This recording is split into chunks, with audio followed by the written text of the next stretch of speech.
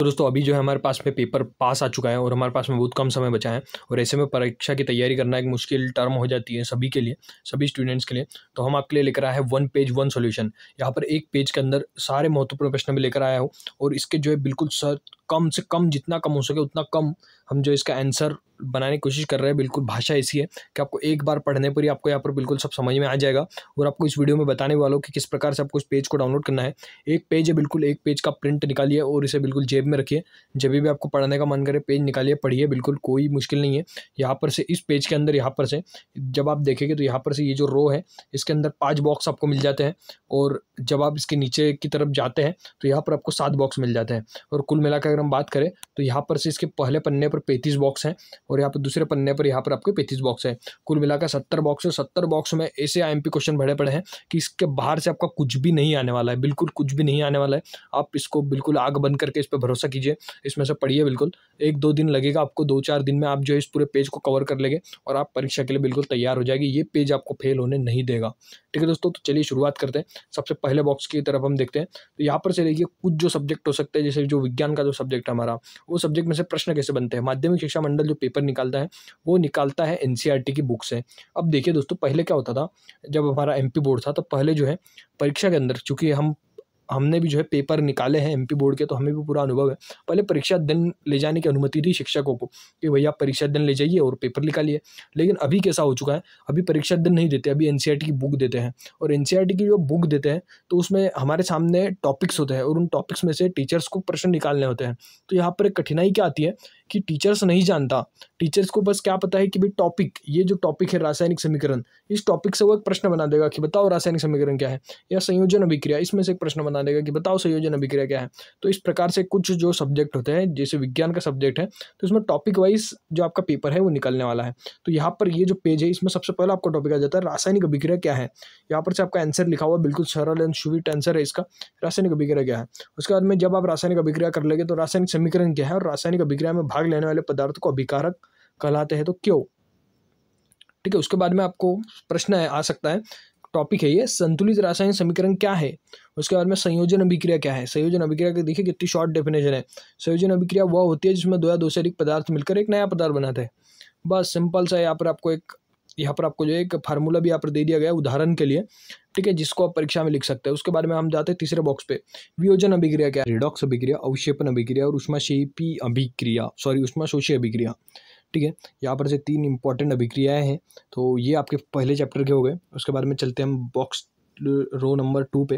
ठीक है, ये हमारी पहली रो यहाँ पर से खत्म हो चुकी है जिसमें चैप्टर 1 के आपके क्वेश्चन थे, CH1 के। ठीक है, अब यहाँ पर हम चलते हैं चैप्टर 2 पे। सबसे पहले अम्ल का यहाँ पर से एक लाइन आ जाती है आपकी, अम्ल स्वाद में खट्टे होते हैं तो नीले लिटमस को लाल कर देते हैं। ऑब्जेक्टिव में क्वेश्चन आपसे पूछा जा सकता है। उसके बाद में शार्कों का स्वाद कड़वा होता है। उसके बाद में 3 चीज़ें आपके यहाँ पे आ जाती है। ठीक है, उसके बाद में विरंजक चूर्ण क्या होता है, धोने के सोडे का सूत्र क्या, प्लास्टर ऑफ पेरिस के उपयोग लिखिए। आघातवर्धनीयता में क्या होता है, आघातवर्धनीयता क्या है, तन्यता क्या है, अपरूप क्या है। ये जो आपके चैप्टर 2 के क्वेश्चन है। उसके बाद में खनिज अयस्क, ठीक है, खनिज अयस्क और धातु कर्म क्या होता है। उसके बाद में निस्तापन अभिक्रिया क्या है, भर्जन क्या है, संचारण क्या है। ठीक है, इतनी सिंपल यहाँ पर डेफिनेशन आप देखिए, बिल्कुल कितनी सिंपल सी डेफिनेशन है। संचारण के हम देखते हैं, लंबे समय तक वायु के संपर्क में रहने पर लोहे पर कुछ परत आ जाती है, उसको संचारण बोलते हैं। कितनी सिंपल सी डेफिनेशन दोस्तों यहाँ पर से आ जाती है आपके सामने। ठीक है, तो हम जो है इसको जूम आउट कर लेते हैं, चलते हैं हमारी रो नंबर 3 पर।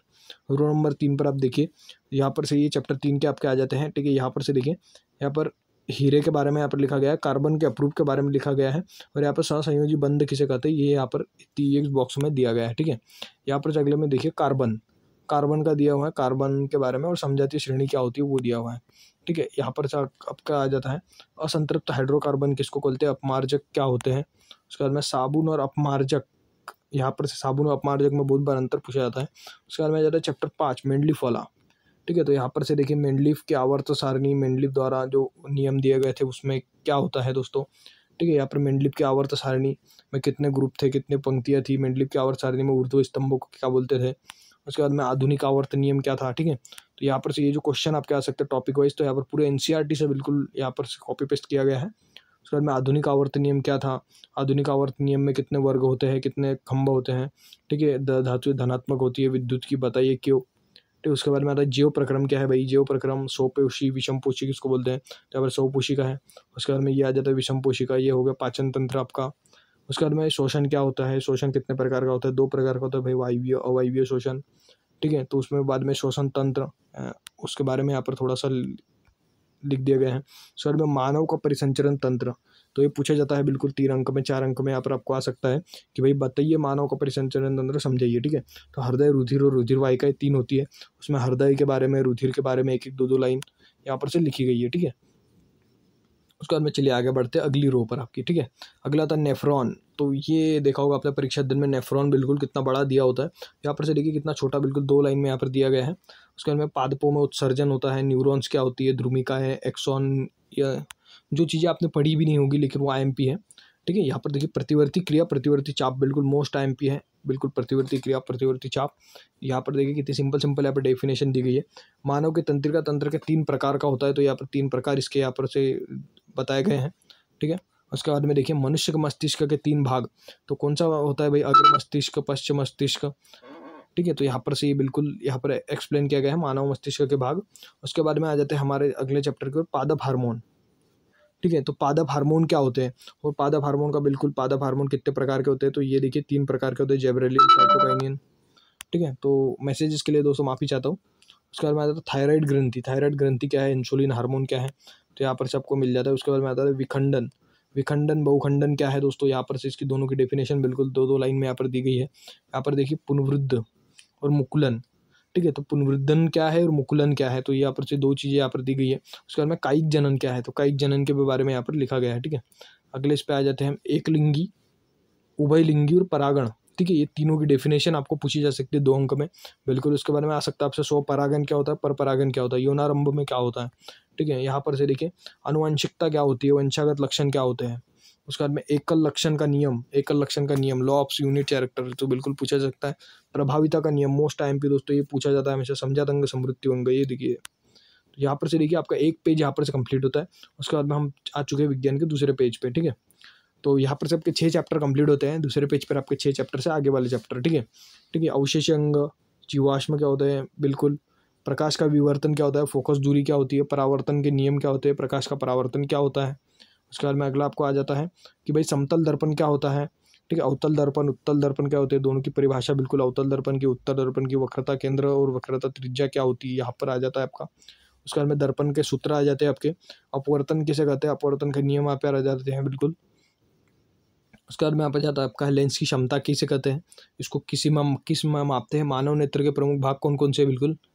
यहाँ पर से आपके मानव नेत्र के प्रमुख भाग आ जाते हैं दोस्तों। तो यहाँ पर से अगला नेक्स्ट आपका क्वेश्चन आ जाता है दृष्टि दोष और उनके प्रकार, बिल्कुल यहाँ पर आ जाते हैं आपके। उसके बाद में आता है वायुमंडलीय अपवर्तन किसे किसे कहते हैं, प्रकाश का प्रकीर्णन किसे कहते हैं, टिंडल प्रभाव किसे कहते हैं, बिल्कुल। यहाँ पर आपका आ जाता है विद्युत धारा किसको कहते हैं, विद्युत आवेश का एसआई मात्रक। यहाँ पर विद्युत संवहन तंत्र यहाँ पर आपका बिल्कुल आ जाता है। विद्युत विभव किसे कहते हैं, विभवांतर किसे कहते हैं, वोल्ट मीटर। प्रतिरोध किसे बोलते हैं, विद्युत प्रतिरोधकता किसको बोलते हैं, ये आपका यहाँ पर आ जाता है दोस्तों।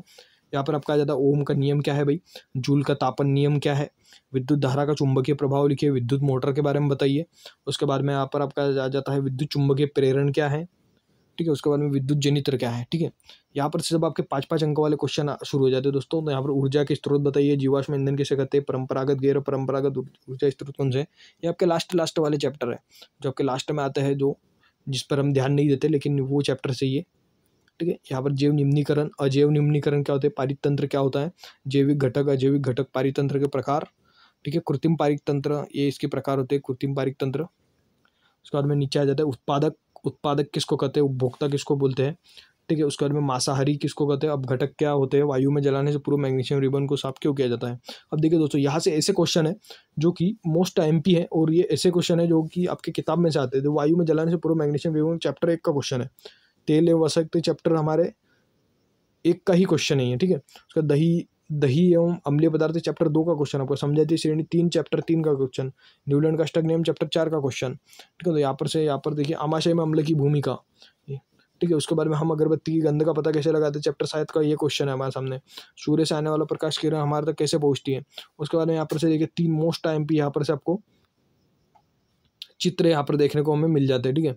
पुष्प की अनुदैर्घ्य काट का नामांकित चित्र, विद्युत मोटर का नामांकित चित्र और चुंबकीय क्षेत्र। ठीक है, तो इस प्रकार से दोस्तों ये पूरा पेज है। ठीक है, तो उम्मीद करता हूँ आपका पेज आपको ये पसंद आया होगा। बिल्कुल अगर आपको इसको डाउनलोड करना है तो बिल्कुल मैं डिस्क्रिप्शन में आपको लिंक डाल रहा हूँ, वहाँ से आप जो है इसे डाउनलोड कर सकते हैं वीडियो को पूरा देखकर।